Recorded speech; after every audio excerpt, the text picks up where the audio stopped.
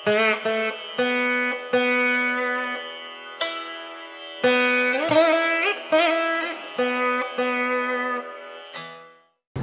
నమస్కారం అండి. స్తోత్రమాలిక ఛానల్కి స్వాగతం అండి. శ్రీ గురు చరిత్ర పార్ట్ నంబర్ 11వ పార్ట్ చదువుతున్నానండి. అధ్యాయపరంగా 17 అండి. ఓకేనా అండి. శ్రీ గణేశాయ నమః, శ్రీ సరస్వత్యై నమః, శ్రీ గురుభ్యో నమః. ప్రస్తావన, ప్రతి అధ్యాయానికి కూడా ప్రస్తావన ఉంటుందండి. అందులో ఈ ప్రస్తావన ఈ 17, 18, 19 అధ్యాయాలలో శ్రీ నృసింహ సరస్వతి స్వామి యొక్క అవతార లీలలకు ముఖ్య రంగస్థలమైన అమరపురము నరసోబావాడి క్షేత్ర మహత్యాన్ని, అక్కడ శ్రీగురుడు చేసిన లీలలను వర్ణిస్తూ ఆయన ఒక మూర్ఖ బ్రాహ్మణుని తలపై తమ చేయి పెట్టి సకల విద్యాపారంగతుడిగా చేశాడు. ఇలాంటి లీల శ్రీస్వామి సమర్థులు 1856 నుండి 78 వరకు 78 జీవిత చరిత్రలో చూడవచ్చు. పేద బ్రాహ్మణ దంపతులకు భుక్తి ముక్తులను ప్రసాదించాడు. ఇలాంటి లీలలు కూడా ఈ స్వామి సమర్థ శ్రీ షిరిడి సాయిబాబా జీవిత చరిత్రలో చూడవచ్చు. గంగానుజనుడనే భక్తుడి చేత క్షణకాలంలో త్రిస్థలి, కాశీ, ప్రయాగ, గయా క్షేత్రాల యాత్ర చేయించాడు. ఇలాంటి లీల శ్రీ తాజుద్దీన్ బాబా జీవిత చరిత్రలో కూడా చూడొచ్చు. శ్రీ దత్తాత్రేయ స్వామి నేటికి ఎలాంటి సద్గురు రూపాలలో మానవులను ఉద్ధరిస్తున్నారో వీరి చరిత్రలో చూడవచ్చు. అది గుర్తుంచుకొని మనం ఈ పారాయణ చేయాలి. శ్రద్ధాయుతమైన ఈ అధ్యాయము పారాయణ ఆయా క్షేత్ర దర్శనంతో సమానం. దేవి తనను ఆశ్రయించిన విద్యాహీనుడితో శ్రీ గురువును ఆశ్రయించమని చెప్పిన లీల సప్తశృంగీదేవి కాకాజీ అనే భక్తుడితోనూ చిన్న కృష్ణ అనే భక్తులతో స్వప్నంలో శ్రీ మహావిష్ణువు సాయిబాబాను ఆశ్రయించమనడంతో సరిపోతుంది. దేవతల కంటే సద్గురువు అధికుడని ఈ లీలలకు అర్థం. శ్రీరామకృష్ణ పరమహంసతో కాళీమాత కూడా అద్వైతానుభూతిని పొందడానికి తోతాపురి అనే గురువును ఆశ్రయించమనడం గమనార్హం.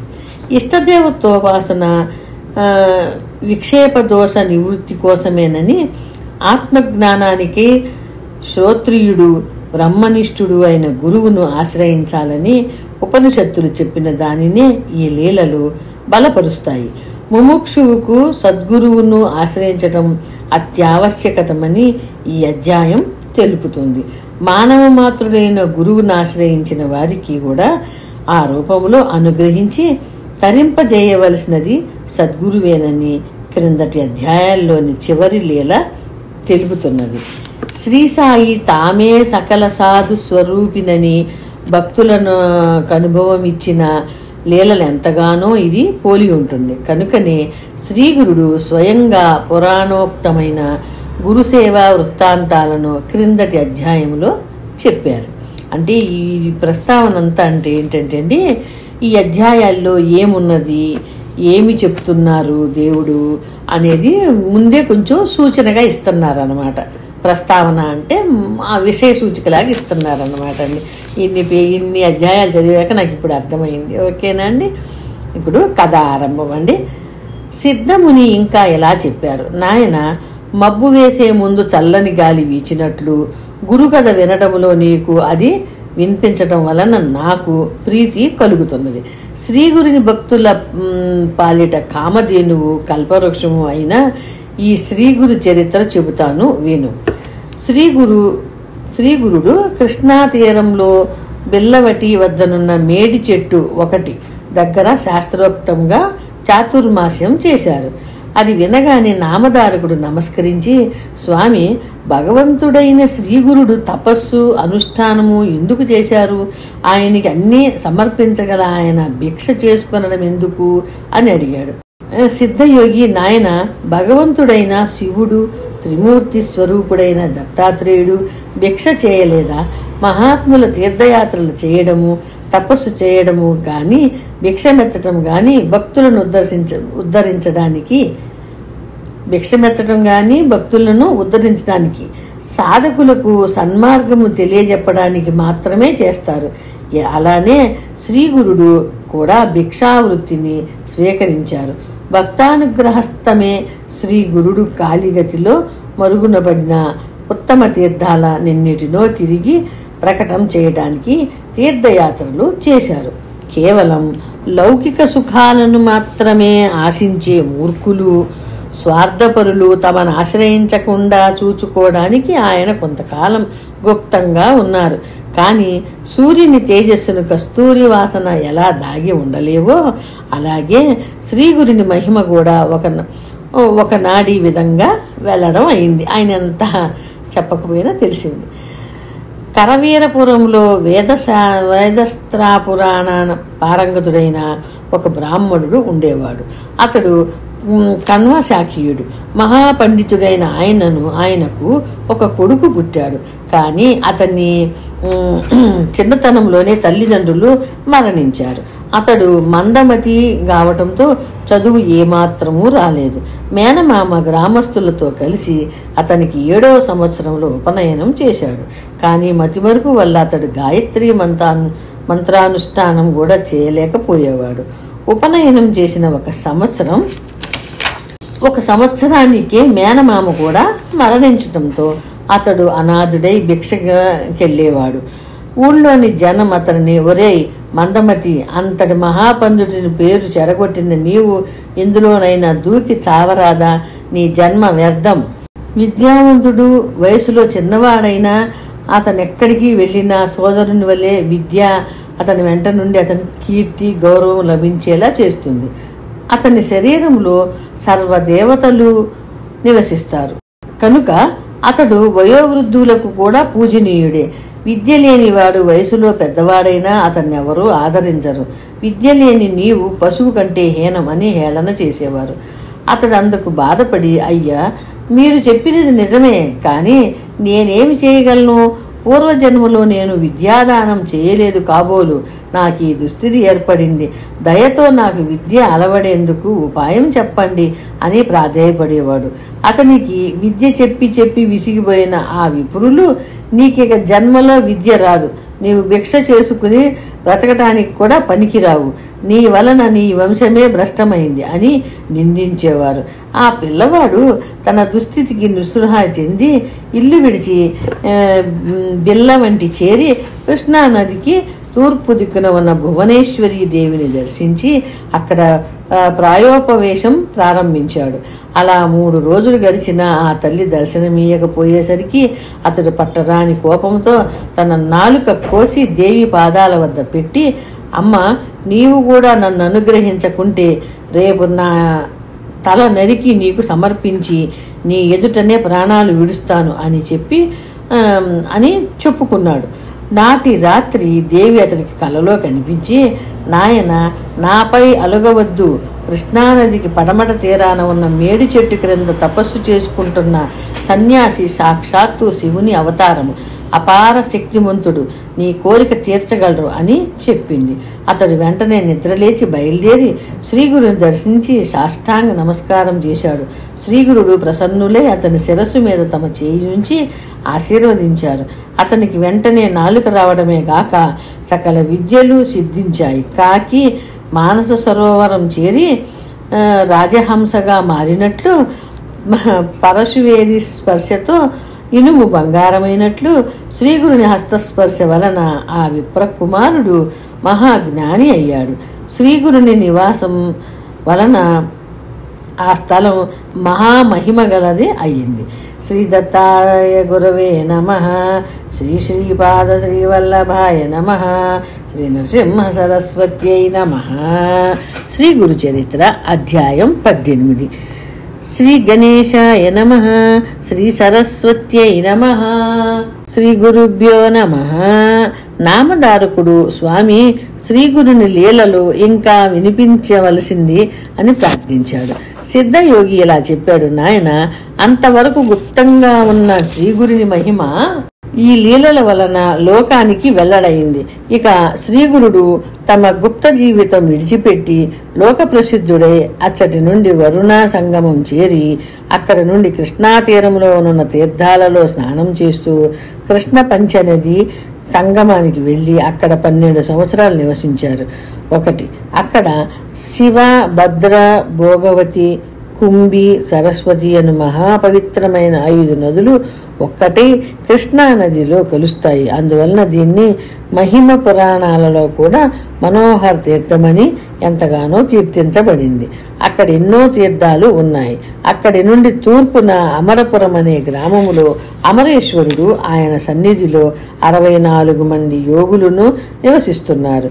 అట్టి అమరేశ్వర లింగం సాక్షాత్తు కాశీ విశ్వేశ్వరుడే. అక్కడ వేణి నదిలో కలిసిన కృష్ణ దక్షిణ దిక్కుగా ప్రవహిస్తున్నది. అక్కడకు ఉత్తర దిక్కున శుక్లతీర్థము, కుదుంబర వృక్షము దగ్గర పాపనాశ తీర్థము, కామ్య తీర్థము, వరద తీర్థము ఉన్నాయి. సంగమంలో శక్తి తీర్థము, చామర తీర్థము, కోటి తీర్థము ఉన్నాయి. అవన్నీ అపారమైన మహిమ గలవి. అచ్చటి కృష్ణ పంచగంగల్లో స్నానం చేస్తే సర్వ కార్యాలు నెరవేరుతాయి. అది గొప్ప తీర్థక్షేత్రము. దాని దర్శనం చేతనే అభిష్టాలు నెరవేరుతాయి. అచ్చటి మేడి చెట్టు సాక్షాత్తు కల్పవృక్షము. ఆ క్షేత్ర మహిమను వెల్లడి చేయడానికే శ్రీగురుడు అక్కడ అంతకాలం నివసించారు. శ్రీ నృసింహ సరస్వతి స్వామి ప్రతిరోజు భిక్షకు అమరపురానికి వెళ్తుండేవారు. ఆ గ్రామంలో ఒక నిరుపేద బ్రాహ్మణుడు ఉండేవాడు. అతడు పరమ సాత్వికుడు. కేవలం యాయావార వృత్తితో జీవిస్తుండేవాడు. అతనికి ఒక కుమారుడు, ఒక కుమార్తె ఉన్నారు. అతడి ఇంటి ముందు తుమ్మపాదు ఒకటి ఉండేది. అతనికి గ్రామములో గింజలు లభించినప్పుడు ఆ కుటుంబం ఆ కూర వండుకుని తినేవారు. లభించినప్పుడు ఆ కుటుంబం ఆ కూర వండుకొని తినేవారు.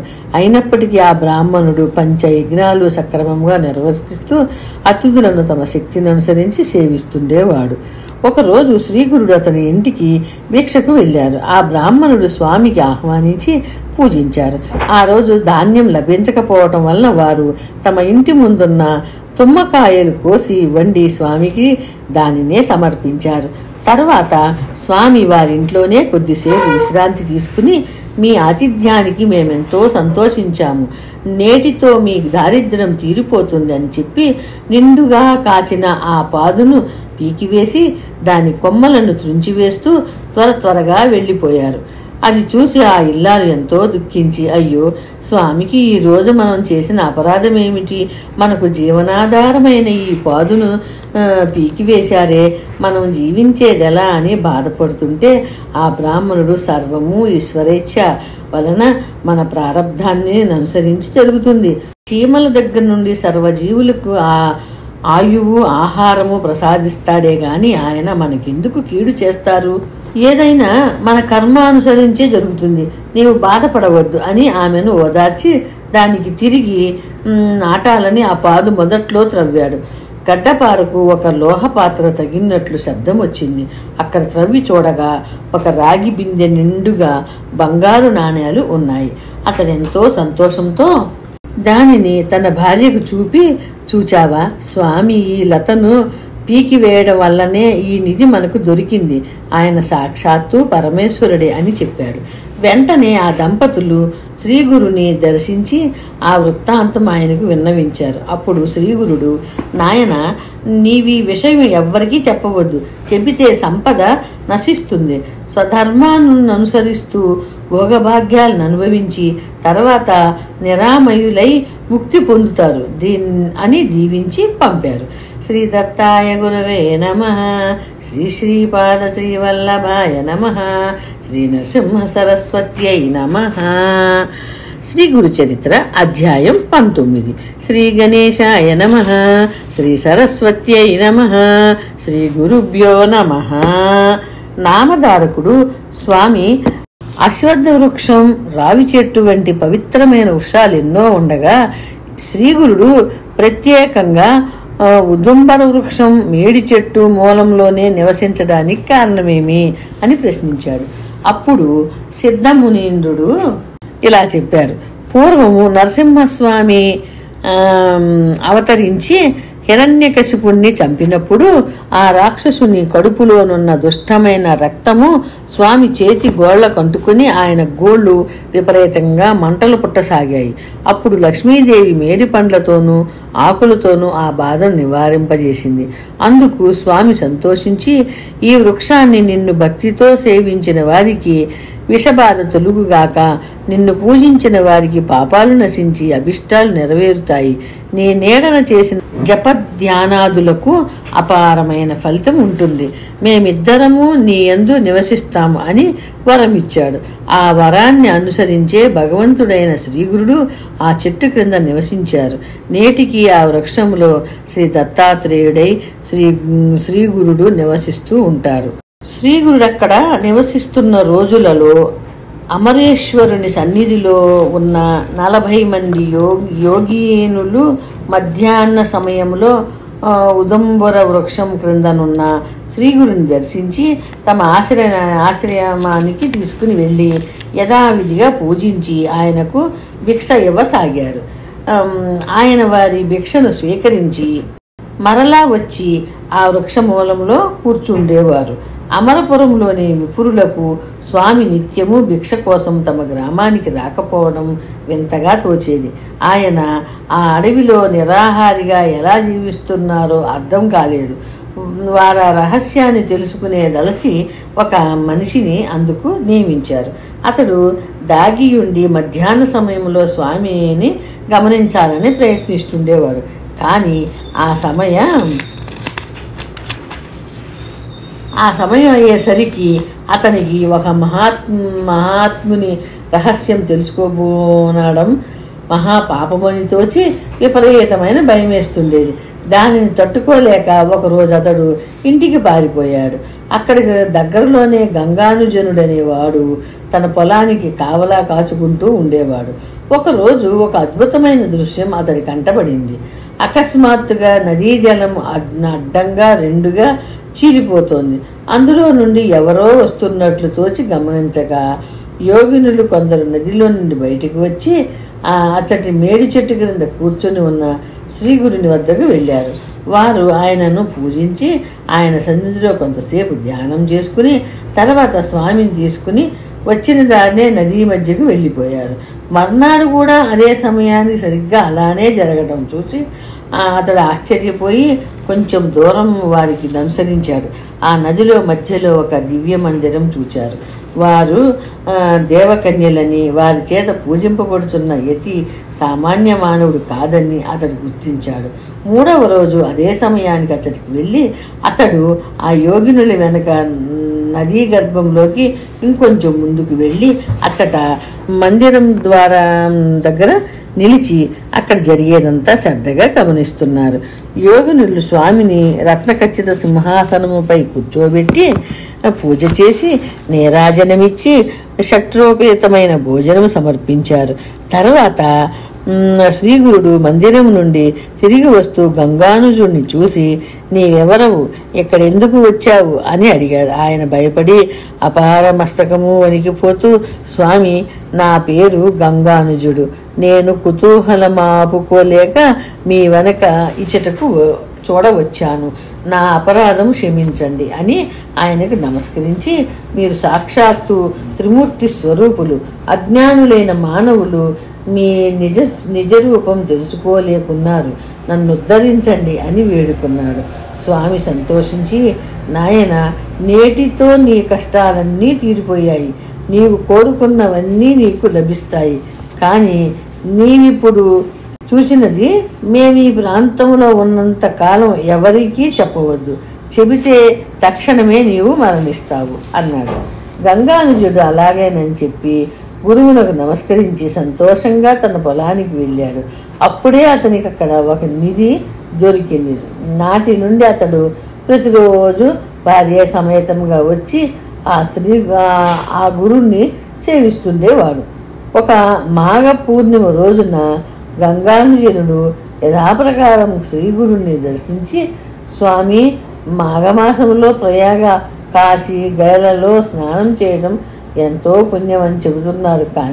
కానీ వాటిని నేను దర్శించనైనా లేదు. ఆ క్షేత్రాల మహత్యము వినినా కూడా పుణ్యం వస్తుందంటారు. కనుక దయతో వాటిని వివరించి చెప్పండి అని కోరాడు. శ్రీ నృసింహ సరస్వతి సంతోషించి, ఈ కృష్ణ పంచనదీ సంగమం సాక్షాత్తు ప్రయాగయే, త్రిస్థలి అని ప్రసిద్ధికెక్కిన ప్రయాగ. కాశీ, గయా ఎంతో మహత్తరమైనవి. అలాగే ఇక్కడి సంగమము, యుగాలయము, కవనీయము అనే 3 కూడా త్రిస్థలి అని తెలుసుకో. ఈ 3ంటిని నీకిప్పుడు చూపిస్తాను అని చెప్పి స్వామి పులి చర్మంపై కూర్చుని గంగానుజుణ్ణి తమ పాదుకలను గట్టిగా పట్టుకుని కళ్ళు మూసుకోమన్నారు. క్షణకాలంలో శ్రీగురుడు అతనికి ప్రయాగ దర్శనం చేయించారు. మధ్యాహ్నం కాశీలో విశ్వనాథుని దర్శనం చేయించారు.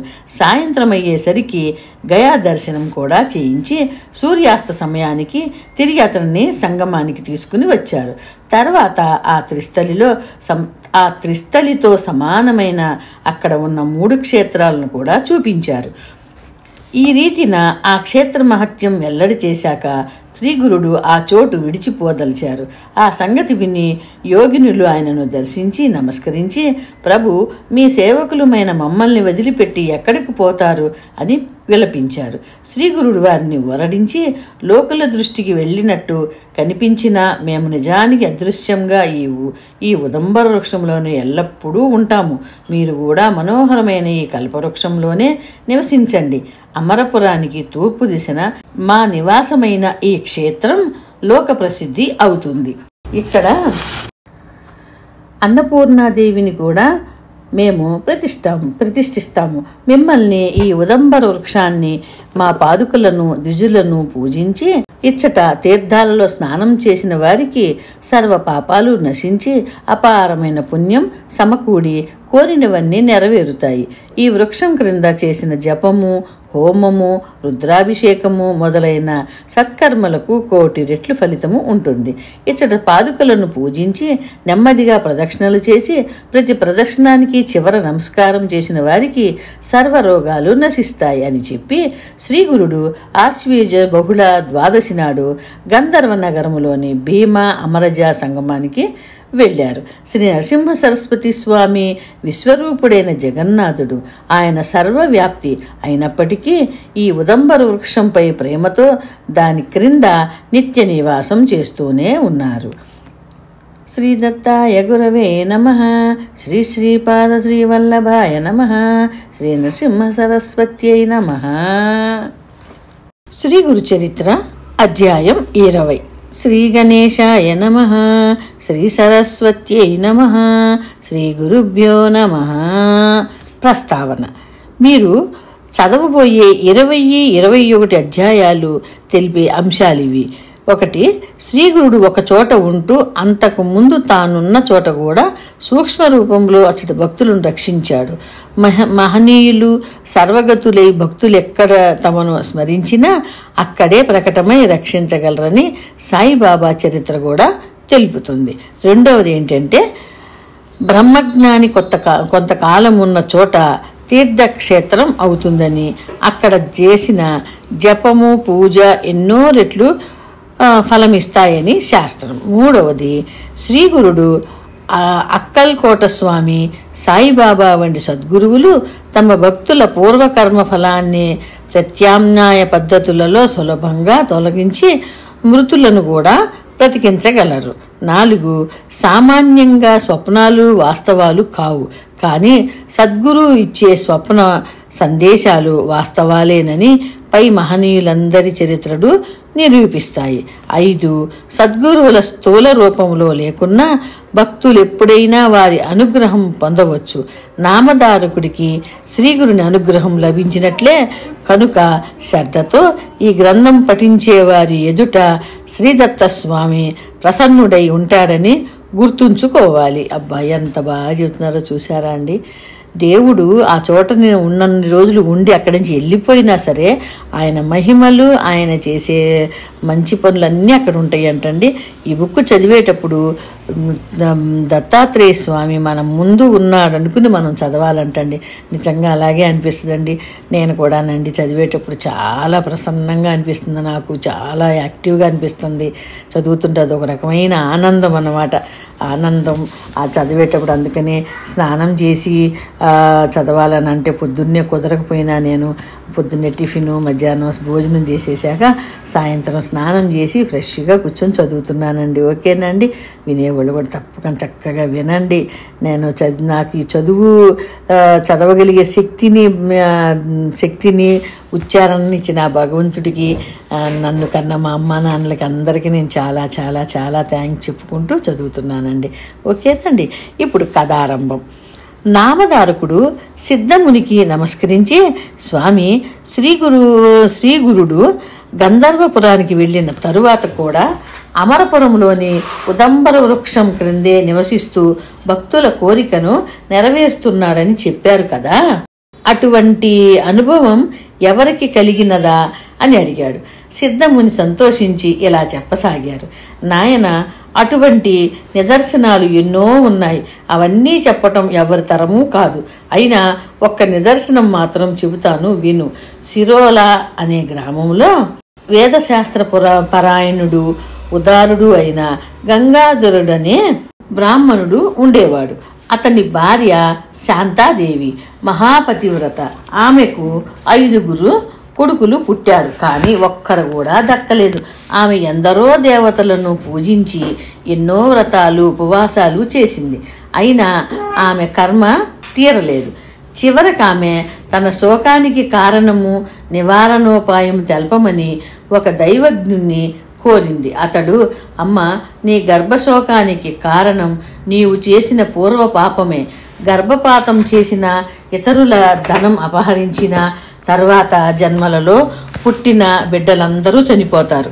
నీవు గత జన్మలో శౌనక గోత్రుడైన ఒక బ్రాహ్మణుని వద్ద 100 రూపాయలు అప్పుగా తీసుకుని అతడెంత బ్రతిమాలినా తిరిగి ఇవ్వలేదు. అతడు ఆ దిగులుతో ఆత్మహత్య చేసుకుని పిశాచమై ఈ జన్మలోని పిల్లలందరినీ చంపుతున్నాడు. నీవి కర్మ అనుభవించక తీరదు అని చెప్పాడు. ఆమె పశ్చాత్తాపంతో అతని పాదాలపై పడి ఆ పాపానికి పరిహారం చెప్పమని కోరింది. ఆ దైవజ్ఞుడు జాలిపడి, అమ్మ, ఆ బ్రాహ్మణుడు ఆత్మహత్య చేసుకున్నందువలన అతనికి శ్రాద్ధకర్మలు ఎవ్వరూ చేయలేదు. అతడు ఆత్మ హత్య చేసుకోవడము, అంత్యక్రియలు జరగపోవడము ఇవన్నీ నీ వలనే జరిగాయి. కనుక అతడిప్పుడు పిశాచమై నీ బిడ్డలను చంపుతున్నాడు. కనుక నీవు 1 నెల రోజుల పాటు పంచగంగా స్నానం చేయాలి. నిత్యము 7 సార్లు మేడి చెట్టుకు యథావిధిగా ప్రదక్షిణము పూజ చేసి శ్రీగురుని పాదుకలకు పూజ, అభిషేకము చేస్తూ ఉపవాసం చేయి. అటు తర్వాత నీవతనికి అంత్యక్రియలు చేయి. అతని సగోత్రికులైన ఒక బ్రాహ్మణునికి నీవు అపహరించిన 100 రూపాయలు దానమివ్వాలి. అలా చేస్తే నీకు కలిగిన సంతానం నిలుస్తుంది. అప్పుడు నీ దోషాలు తొలగి శ్రీగురుని అనుగ్రహం వలన పూర్ణాయుర్ధయులు గల కొడుకులు కలుగుతారు. ఆ మాటలు విని శాంతాదేవి దీనంగా, అయ్యా, నేను శరీరంతో శ్రమించి మీరు చెప్పిన మాసవ్రతం ఆచరించగలను, కానీ ఆ బ్రాహ్మణుని సగోత్రునికి దానం ఇవ్వడానికి నా వద్ద అంత పైకము లేదు. మరి నేనేమి చేయాలి అని వాపోయింది. ఆ దైవజ్ఞుడు, అమ్మ, అలాగైతే నిర్మలమైన మనస్సుతో నేను చెప్పినట్లు శ్రీగురు పాదుకలను అర్చించి నీ శక్తి మేరకు దానమివ్వు. ఆ ఉదంబర వృక్షంలో నిత్య నివాసం చేస్తున్న శ్రీగురుడు పరమదయామూర్తి కనుక నీ భక్తికి మెచ్చి నీ పాప పరిహారం చేస్తారు అని చెప్పాడు. అప్పుడు శాంతాదేవి పంచగంగా సంగమానికి వెళ్ళి దీక్షగా ఆ వ్రతం ఆచరించనారంభించింది. 3వ రోజు ఆమె ప్రదక్షిణ చేసి నీరసంతో పడుకోగానే కునుకు పట్టి స్వప్నం వచ్చింది. కలలో ఆ పిశాచం కనిపించి ఆమెను భయపెట్టి తన సొమ్ము తిరిగివ్వకుంటే ఆమె వంశం నాశనం చేస్తానని ఆమె మీదకు దూకాడు. అప్పుడు ఆమె మేడి చెట్టు వద్దకు పరిగెత్తికెళ్ళి అక్కడ శ్రీగురుడున్నాడు ఆయన చాటుకు వెళ్ళింది. శ్రీగురుడు ఆమెకు అభయమిచ్చి ఆమె మీదకు వస్తున్న ఆ పిశాచాన్ని అడ్డగించారు. అప్పుడు ఆ పిశాచం ఆయనతో తనకు ఆమె చేసిన అన్యాయం గురించి చెప్పి, స్వామి, తపస్విలు యతీశ్వరులు అయిన మీకు ఆమె పట్ల పక్షపాతం తగదు అని మొరబెట్టుకున్నాడు. అప్పుడు శ్రీగురుడు కోపంతో, నీవు భక్తులను బాధిస్తే నిన్ను శిక్షిస్తాను, ఈమె ఇలా బాధిస్తే నీకింకా పాపాలు చుట్టుకుంటాయే గాని లాభమేమిటి? ఈమె నీ డబ్బు అపహరించినది పూర్వజన్మలో కదా, ఈ జన్మలో ఈమె నిరుపేదరాలు, అందువలన ఈమె చేత ఊర్ధ్వదైహిక కర్మలు చేయించి యథాశక్తి దానం ఇప్పిస్తాము, నీకు సద్గతి ప్రసాదిస్తాము. మేము చెప్పినది నీకు నచ్చితే సరే, లేకపోతే నీకు ఈ దుస్థితి తప్పదు. మేము మాత్రం ఈమెను రక్షించి తీరుతాము అన్నారు. ఆ పిశాచం స్వామి, మీ దర్శనం వల్లనే నా కాఠిన్యము నశించింది, మీరెలా చేసినా సంతోషమే అన్నాడు. ఆ శ్రీగురుడు శాంతాదేవితో, అమ్మ, నీవు యథాశక్తి పైకం వెచ్చించి అతనికి ఉత్తమగతి సంకల్పించి అంత్యక్రియలు జరిపించు. నీ బ్రహ్మహత్యా దోషం తొలగి పూర్ణాయువు గల కొడుకులు కూతుళ్ళు కలుగుతారు అని చెప్పి వెనుక దైవజ్ఞులు చెప్పిన విధానమే ఆమె నిద్ర లేచి సంతోషంతో స్వామి చెప్పినట్లే చేసి 16వ రోజున ఆ బ్రాహ్మణునికి ఊర్ధ్వదైహిక కర్మ చేయించింది. ఆమెకు బ్రహ్మహత్యా దోషము, ఆ బ్రాహ్మణునికి పిశాచత్వము తొలగిపోయాయి. తర్వాత మరొక రోజున శాంతాదేవికి శ్రీగురుడు కలలో కనిపించి 2 కొబ్బరికాయలు ఆమె ఒడిలో వేసి, అమ్మ, నీ వ్రతము పూర్తి అయింది కదా, పారణకు ఈ కాయలు వాడుకో, నీకు నిస్సందేహంగా వేద విధులు పుడతారు అని చెప్పి ఆమె నిద్రలేచి చూసేసరికి నిజంగానే ఆ 2 ఫలాలు ఆమె పక్కన ఉన్నాయి. ఆమె వెంటనే ఆ కళ గురించి తన భర్తకు చెప్పింది. ఆ దంపతులు సంతోషించి స్వామి చెప్పినట్లు ఆ కొబ్బరికాయలను పూజించి వాటిని పారణకు ఉపయోగించారు. తర్వాత కొద్ది కాలానికి ఆమెకు 2 మగపిల్లలు కలిగారు. పెద్ద పిల్లవానికి 7వ సంవత్సరము, రెండవ వానికి 3వ సంవత్సరము రాగానే పెద్దవానికి ఉపనయనము, రెండవ వానికి చౌల సంస్కారము, పుట్టు వెంట్రుకలు తీయించుట చేయటానికి ముహూర్తం నిర్ణయించి ఆ దంపతులు అన్ని ఏర్పాట్లు చేసుకున్నారు. కానీ ఆ ముహూర్తానికి ముందు రోజున పెద్దవాడికి అకస్మాత్తుగా ధనుర్వాతం వచ్చి మరుసటి రోజు సాయంత్రం సూర్యాస్త సమయానికి కల్లా అతడు చనిపోయాడు. అయ్యో! ఆ తల్లి శోకంతో తలను నేలకు కొట్టుకున్నది, గుండెలు బాదుకున్నది. చివరకు ఆ బాధ తట్టుకోలేక స్పృహ తప్పి పడిపోయింది. తిరిగి స్పృహ రాగానే ఆ బిడ్డను తలుచుకుని అతని శవంపై పడి ఇలా శోకించింది. నాయన, మా ప్రాణరక్షకుడువు, వంశోద్ధారకుడు అయిన నీవు మమ్మల్ని విడిచిపోవటానికి నీ మనసెలా అంగీకరించింది? 5 బిడ్డలను పోగొట్టుకున్న నేను నిన్ను చూచాక ఆ శోకం మరచాను. శ్రీగురుడు వరమిచ్చినందుకు వల్ల నీపై ఆశలన్నీ పెట్టుకున్నాను. అప్పుడు అక్కడ జనులిలా ఆమెను ఓదార్చారు. అమ్మ, నువ్వు ఇలా ఏడ్చినందువల్ల నీ పిల్లవాడు మళ్ళీ బ్రతుకుతాడా? మృత్యుదేవతలను, ఋషులను, రాక్షసులను, అవతార పురుషులను కూడా వదిలిపెట్టదు. మానవులైన మనకెలా తప్పుతుంది? నువ్వు ఆలోచించు, ఇలా దుఃఖించవద్దు. అది విని ఆమె, నాకు దాపురించిన పిశాచ భయాన్ని పోగొట్టి సాక్షాత్తు శ్రీగురుడే ప్రసాదించిన ఈ ఫలం విఫలం ఎందుకు అవ్వాలి? నేను కూడా ఈ బిడ్డకు తోడుగా ప్రాణమైనా విడుస్తాను అని ఎంతో పట్టుదలగా బదులు చెప్పింది. ఆమె శ్రీగురుని స్మరించి, స్వామి, త్రిమూర్తి స్వరూపులైన మీరు సత్య సంకల్పులని నమ్ముకున్న నాకు ఇదేమి గతి?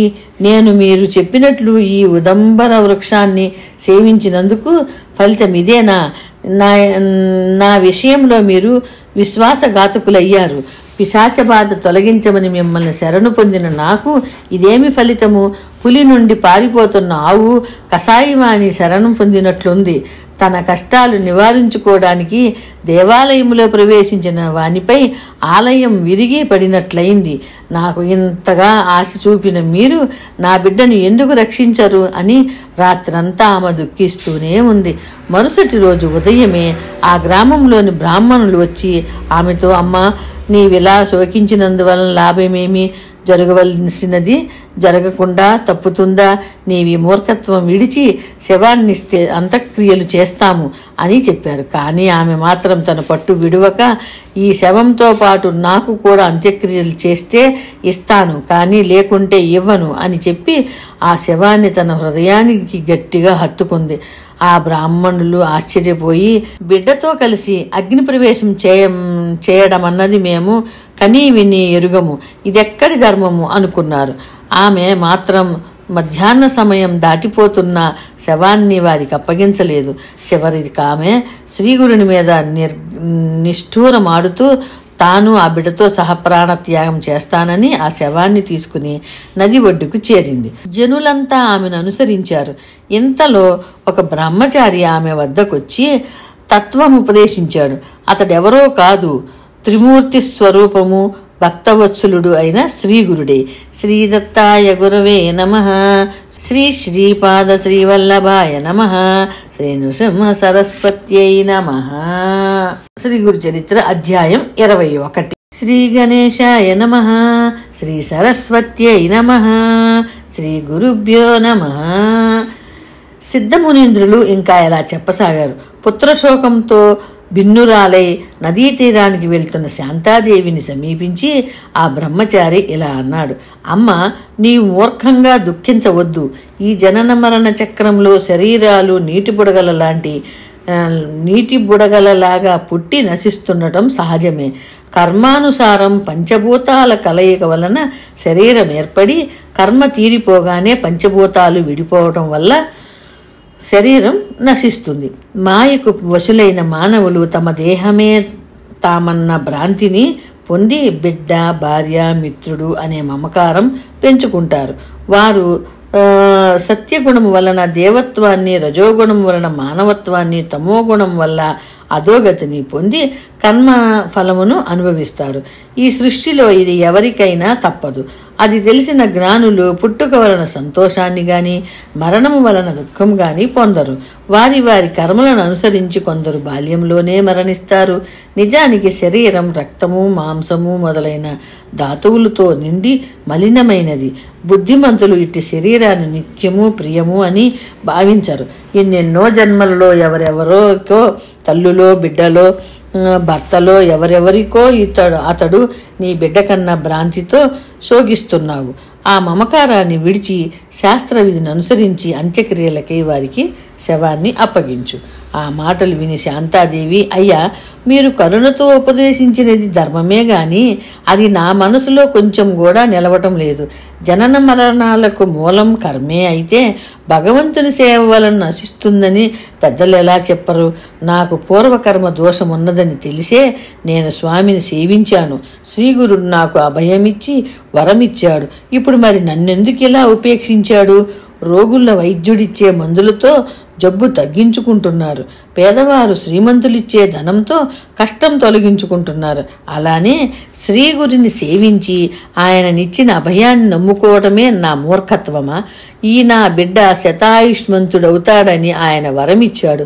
నాకు దాపురించిన పిశాచ భయాన్ని పోగొట్టి సాక్షాత్తు ఆ భగవంతుడే ప్రసాదించిన ఈ ఫలం విఫలం ఎందుకు కావాలి? ఆయన యొక్క ఈ కీర్తి నలుదిశలా వ్యాపించడానికైనా ఈ నా దేహాన్ని కూడా ఆయనకే సమర్పిస్తాను అన్నది. అప్పుడు ఆ బ్రహ్మచారి, అమ్మ, అలా అయితే ఇక్కడ దుఃఖించి ఏమి ప్రయోజనం? నీకెక్కడ వరం లభించిందో అక్కడికే ఈ శవాన్ని తీసుకువెళ్ళి అడుగు అని ఉపాయం చెప్పాడు. ఆ తల్లి అందుకు అంగీకరించి శవాన్ని తన కడుపుకు కట్టుకుని పంచగంగా సంగమంలోని శ్రీగురుడు ఆదివసించిన ఉదంబర వృక్షం వద్దకు వెళ్ళింది. అక్కడ ఆమె పట్టరాని క్రోధావేశంతో అచ్చటి పాదుకలకు తన తలను కొట్టుకుంటుంటే రక్త రక్తం కారి పాదుకలు తడిశాయి. సాయంత్రం అయ్యేసరికి బ్రాహ్మణులు వచ్చి ఆమెతో, నీవు దుఃఖం అణుచుకుని కర్తవ్యం ఆలోచించు. కొద్దిసేపట్లో సూర్యాస్తమించేలోగానే అంత్యక్రియలు పూర్తి చేయాలి. శవం ఇంకా వాసన కూడా వస్తుంది కనుక దానిని మాపప్పగించు. అంతేగాని ఈ స్థలం ఊరికెంతో దూరం, ఏకాంతము, భయంకరమైన ఈ ప్రదేశంలో మీరిక ఉండవద్దు అని తొందర పెట్టారు. కానీ ఆమె అదేమీ పట్టించుకోకుండా శవాన్ని మరింత గట్టిగా పట్టుకుని పాదుకలను తన తల కొట్టుకుంటూనే ఉంది. ఆ బ్రాహ్మణుడు వేరు దారి లేక, ఇక చీకటి పడుతున్నది, ఇక్కడ దొంగల భయం ఉన్నది, మనం ఇండ్లకు వెళ్ళి రాత్రి ఉపవాసం ఉండి తెల్లవారాక శవ సంస్కారం చేద్దాం. ఈ శవం దుర్వాసన కొట్టినప్పుడైనా ఆమె మనకు సంస్కారానికి అప్పగిస్తుంది అనుకుని ఇళ్లకు వెళ్ళిపోయారు. గంగాధరుడు, శాంతాదేవి మాత్రం ఆ శవంతో పాటు ఆ గురుని సన్నిధిలో ఆ రాత్రి అలానే ఉండిపోయారు. పిల్లవాడు చనిపోయాక ముందు 3 రోజులు, తర్వాత 2 రోజులుగా నిద్రాహారాలు లేకుండా ఏడ్చి సోలిపోయిన ఆమెకు నాటి తెల్లవారుజామున కునుకు పట్టింది. అప్పుడు ఆమెకు స్వప్నంలో శ్రీగురుడు దర్శనమిచ్చాడు. ఆయన జడలు, విభూతి, పులితోలు, రుద్రాక్షమాలలు ధరించి ఉన్నారు. ఒక చేతిలో దండము, కమండము, మరొక చేతిలో త్రిశూలము ధరించి ఉన్నారు. ఆయన బయట నుండి వీరున్న ఉదుంబర వృక్షం క్రిందకు వచ్చి ఆమెతో, అమ్మ, నాపై నిష్ఠూరాలాడతావెందుకు? నీ బిడ్డకేమైంది? నేనిప్పుడే అతనికి వైద్యం చేస్తాను అని ఆ శవానికి విభూతి పూసి పిల్లవాని ముక్కులోకి గాలి ఊది, అమ్మ, నేను నీకేం అపకారం చేశాను? ఇంకా ఉపకారమే చేశాను. నీ బిడ్డ శరీరం నుండి వెళ్ళిపోయిన ప్రాయవాయువును మళ్ళీ ప్రతిష్ఠించాను. నా మీద కష్టపెట్టుకోవద్దు, ఇక దుఃఖించకు అని చెప్పి అదృశ్యులయ్యారు. శాంతాదేవి త్రుళ్ళిపడి నిద్ర లేచింది. కానీ ఇది నా పుత్ర వ్యామోహం వలన వచ్చిన కలే గాని చనిపోయినవాడు ఇంకా బ్రతుకుతాడా? నా ప్రారబ్ధం ఇలా ఉంటే శ్రీగురుడేమి చేస్తాడు అనుకున్నది. ఇంతలో పక్కనున్న శవం కదలసాగింది. ఆమె త్రాకి చూస్తే వెచ్చగా ఉంది. అంతలో ఆమెకు ఆ శరీరంలో ఏదైనా భూత ప్రవేశించిందేమోనని అనిపించింది. భయం వేసి దూరంగా వెళ్ళింది. కానీ పిల్లవాడు లేచి కూర్చుని, అమ్మ, ఆకలేస్తుంది, అన్నం పెట్టు అని ఏడుస్తూ ఆమె వద్దకొచ్చాడు. ఆమెకప్పుడు అద్భుతంగా సన్యం వచ్చింది. ఆమె బిడ్డకు పాలిచ్చి భర్తను నిద్రలేపి జరిగిందంతా వివరించింది. అప్పుడు ఆ దంపతులు భక్తితో ఆ ఉదంబర వృక్షానికి ప్రదక్షిణాలు, సాష్టాంగ నమస్కారము చేసి శ్రీగురుని ఎలా స్తుతించారు. ఓ శ్రీ గురుమూర్తి, జయము జయము, సాక్షాత్తు త్రిమూర్తి స్వరూపులైన మీకు భక్తులపై వాత్సల్యంతో మానవ రూపం ధరించారు. వారి హితం కోరి నిరంతరం వారిని కనిపెట్టి కాపాడి తరింపజేయడానికై ఈ క్షేత్రంలో వెలిశారు. భక్తుల తాపాలను హరించే మీ మహాత్యాన్ని వర్ణించటం ఎవరి తరమూ కాదు. తల్లివలి మీరు మా తప్పులు క్షమించి కృపచూప మిమ్ములను శరణు వేడుతున్నాము. తర్వాత వారు పిల్లవానితో సహా వెళ్ళి సంగమ స్నానం చేసి ఆ నీటితో గురుపాదుకలు కడిగి శుభ్రం చేసి ఉదంబర వృక్షాన్ని పాదుకలను అభిషేకించి పూజించారు. ఇంతలో సూర్యోదయం అయింది. శవదహనం కోసమని గ్రామం నుండి వచ్చిన బ్రాహ్మణులు ఆ బాలుడు బ్రతికి ఉండటం చూచి ఆశ్చర్యపడి శ్రీగురు మహిమను కొనియాడారు. ఆ దంపతులు ఆనందంతో బ్రాహ్మణులకు భోజనం పెట్టారు. తర్వాత ఆ పిల్లవాడు విద్యా వినయం సంపన్నులు, దీర్ఘాయువు, భాగ్యవంతుడు అయ్యాడు. కనుక నామధారక ఈ క్షేత్ర మహిమను వర్ణించటం ఎవరి తరమూ కాదు. అచ్చటి మేడి చెట్టు మూలంలో శ్రీగురుడు నిశ్చయంగా నిత్య నివాసం చేస్తుంటాడు. అక్కడ ఆయనను భక్తితో సేవించిన వారికి కోరినవన్నీ నెరవేరుతాయి, సందేహం లేదు. అందుకే అచ్చట మేడి చెట్టు సాక్షాత్తు కల్పవృక్షమే. శ్రీదత్తాయ గురవే నమః. శ్రీపాద శ్రీవల్లభాయ నమః. శ్రీ నృసింహ సరస్వత్యై నమః. శుక్రవారం పారాయణ సమాప్తం. అంటే వారాల పరంగా ఒక వారానికి అయిపోవాలని 2 వారాలకు అయిపోవాలని చదువుకునే వాళ్ళకి అయిపోయిందని రాశారండి. ఓకేనండి. ఇక్కడతోటి మన 11వ పార్ట్ ఆపుతున్నానండి. ఓకేనండి, మళ్ళీ మనం 12వ పార్ట్లో కలుద్దామండి. ఓకేనండి, అందరికీ నమస్తే అండి.